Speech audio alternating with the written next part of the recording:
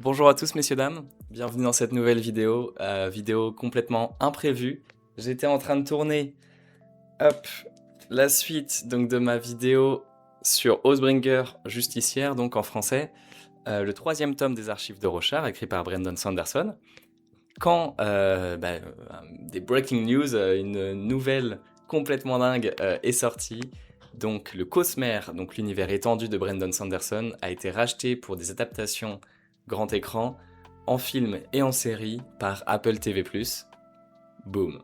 Incroyable, je suis trop content. Apple TV, c'est vraiment ma plateforme de streaming préférée, donc c'est incroyable.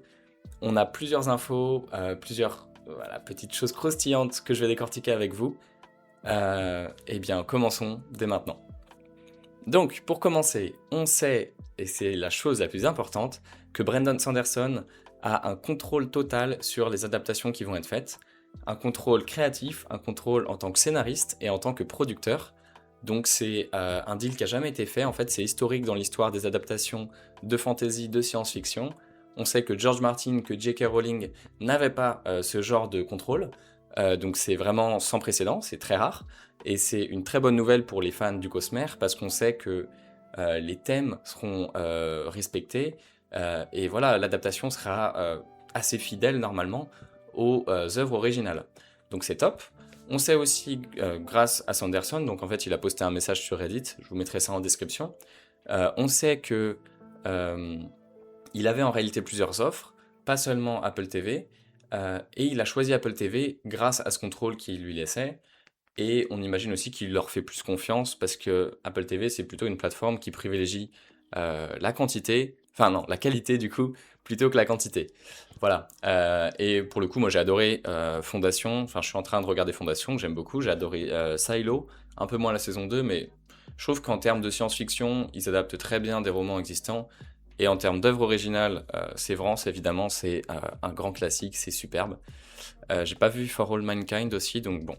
Voilà, je sais qu'ils sont quand même assez versés là-dedans, dans ce qui est science-fiction. Un peu moins dans fantasy, mais bon, c'est déjà un bon début. On n'a pas d'infos par contre sur qui seront les autres scénaristes. Est-ce que c'est seulement Brandon ou est-ce qu'il y en a d'autres des coups, les metteurs en scène, metteuse en scène, on n'a pas d'infos non plus pour l'instant. J'ai entendu des noms, mais je suis pas sûr, donc je vais rien vous dire de pas sûr. Donc c'est très intéressant. Rentrons donc dans vraiment le cœur du sujet. On a une adaptation prévue de film sur Mistborn, donc Fils des Brumes, et une adaptation en série des Archives de Rochard, qui est une série en cours d'écriture.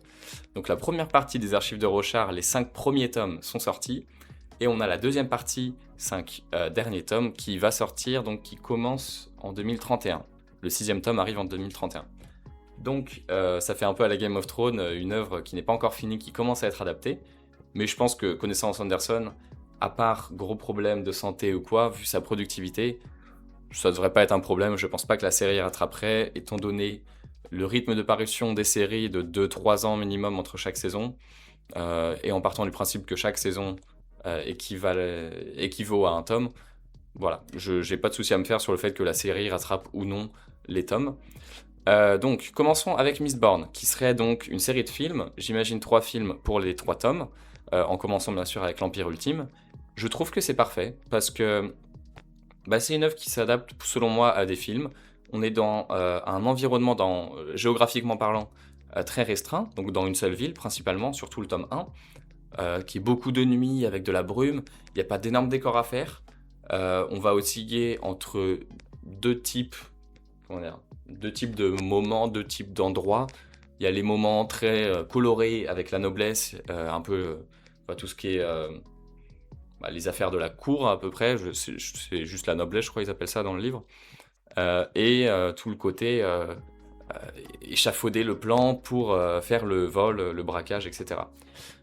C'est pas un spoil vraiment, ça c'est la 4e de couverture. Donc ça va être très intéressant. Je pense que ça du coup c'est très adapté au format de film, et qu'on aura normalement, enfin bon, je pense que ça sera pas un souci. Tout ce qui est costume, tout ce qui est décor, ça devrait bien se passer. Moi j'ai beaucoup d'attentes sur l'allomancie, donc le système de magie du livre. J'ai envie qu'il soit bien expliqué, qu'il soit bien représenté, Et je pense que ça va pas être très dur parce que tout ce qui est contrôle des métaux, on a déjà vu ça avec Magneto, par exemple, dans X-Men.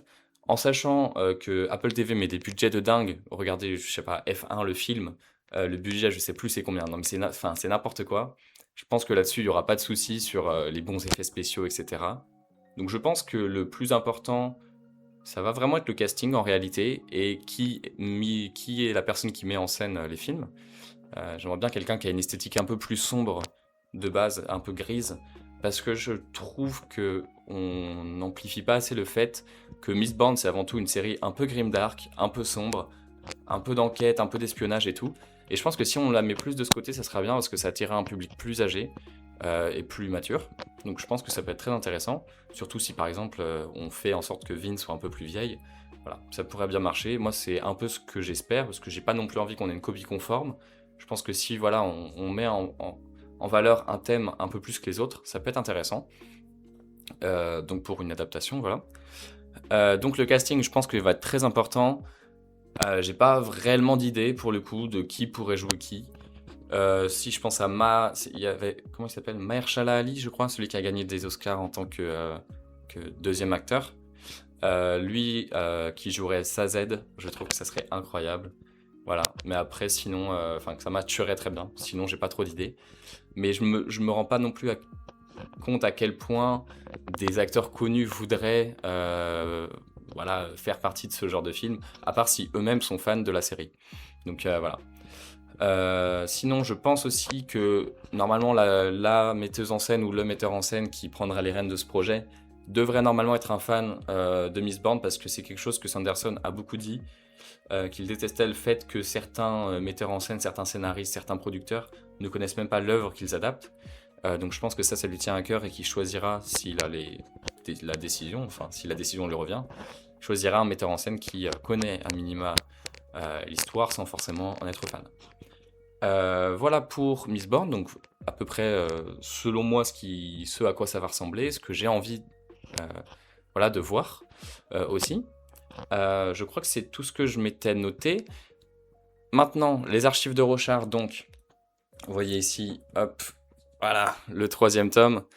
Je pense réellement que ce sera un tome, une saison. Ça m'étonnerait, ça serait vraiment, vraiment mauvais, je pense, si on faisait 2 tomes, une saison.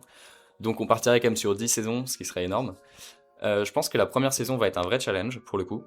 Vu que dans le premier tome, on suit réellement 3 personnages à des endroits différents, avec des enjeux différents. On a du mal à trouver les liens au début. Je pense que ça peut être très compliqué pour certains de rentrer dedans. Je me demande s'ils feront pas un épisode, un personnage, ou alors si au sein d'un même épisode, on voit les points de vue différents. Ce qui peut être un peu casse-gueule, je pense, parce que je pense à Fondation, par exemple. On a réellement ça, 3 points de vue différents. Je sais pas comment c'est dans le livre, par contre, je sais pas si c'est vraiment ça. On a 3 points de vue différents, et il y a des moments de ventre mou dans certains points de vue.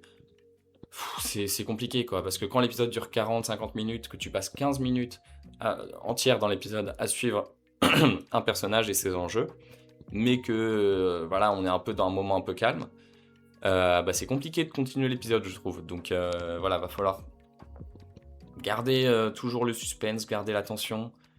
Après, il y a tellement de retournements de situation constamment à la fin de chaque chapitre, j'ai l'impression, dans La Voix des Rois, que je pense que ce sera pas trop compliqué non plus de forcer les gens un peu à cliquer sur le prochain épisode. Voilà, mais ça dépend aussi des acteurs. Là, pour le coup, il y a un vrai enjeu sur tout ce qui est l'environnement, l'écosystème, les villes. Voilà, comment ils vont mettre en scène en fait tous ces peuples, toutes ces cultures, cet écosystème, cet environnement qui s'est adapté aux tempêtes avec des nouvelles créatures. Je sais pas, il y a des anguilles volantes par exemple, je trouve ça dingue. Donc voilà, il y a vraiment plein d'enjeux. Plus de décors, je trouve. Donc ce qui va être très intéressant, et ça peut aussi différencier grandement, je pense, le Fils des Brumes, du coup l'adaptation film, des archives de Rochard, l'adaptation série. S'ils veulent, je sais pas s'ils veulent, garder un peu une patte commune, un peu peut-être les mêmes metteurs en scène entre chaque adaptation de chaque saga, ça peut être compliqué, parce que là c'est vraiment vraiment très différent, je trouve. Même les thèmes sont très différents. Donc voilà.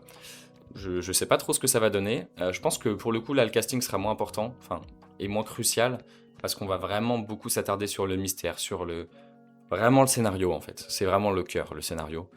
Alors, bien sûr, j'aimerais trop je sais pas, un Henri Cavill avec les cheveux un peu blancs, un peu gris-blanc, enfin, poivre et sel, dans le rôle de Dalinar, ça serait incroyable. Ça serait vraiment dingue. Une Emma Stone dans le rôle de Shallan, ça c'est mon rêve. Mais bon, enfin, on verra. Faut vraiment, je pense que faut pas non plus viser les top acteurs. Euh, Ah ouais, Dwayne The Rock, bah, dans le rôle d'un mec qui s'appelle Rock, ça serait incroyable aussi. Voilà, bon, je rêve un peu. En attendant, je pense que les adaptations vont être top. J'ai vraiment envie qu'ils prennent leur temps, pour le coup. Je sais pas, là, il a 5 mois d'écriture de scénario pour les films. Donc, il y a mi-2026, ça devrait être fini le scénario. Peut-être qu'on peut espérer avoir d'ici fin 2027, mi-2028, le premier film. Je me rends pas trop compte en réalité de combien de temps ça prend. Mais voilà. On peut espérer avant 2030 avoir au moins le premier film Fils des Brumes. Et j'espère que la saison 1 des Archives de Rochard sortira peu après le 6e tome. Ça serait super cool, comme ça me replongerait dedans et tout, ça serait trop bien. Voilà, donc je trouve que c'est une très bonne nouvelle juste pour l'univers global des auteurs de fantasy, pour les lecteurs que pour nous. Parce que il y a un peu plus de crédibilité, avoir une tête d'affiche comme Sanderson qui est capable, avec un Kickstarter, de récupérer 15 millions d'euros pour lancer un jeu de société, ça c'est un truc de dingue. Donc voilà, avoir vraiment quelqu'un comme ça qui met le vent en poupe pour tous les autres créateurs, pour tous les autres auteurs, même bah, les youtubeurs quoi. Enfin, plus on parle de fantasy, bah, plus le genre s'épanouit. Et je trouve que c'est trop cool, voilà. C'est toujours magnifique la fantasy.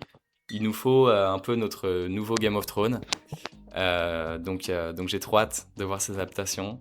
Pour tous les fans comme moi, bah, passez une bonne journée. Je pense que vous avez un grand sourire en ce moment. Pour ceux qui connaissent pas, franchement, renseignez-vous. Je vous mets en source bah, les liens pardon, des articles, du post Reddit de Sanderson. Et normalement, il devrait sortir une vidéo qui parle de ça là, dans les prochains jours. Voilà, donc je vous souhaite une bonne journée, un bon après-midi, une bonne soirée. C'était Louis. Ciao.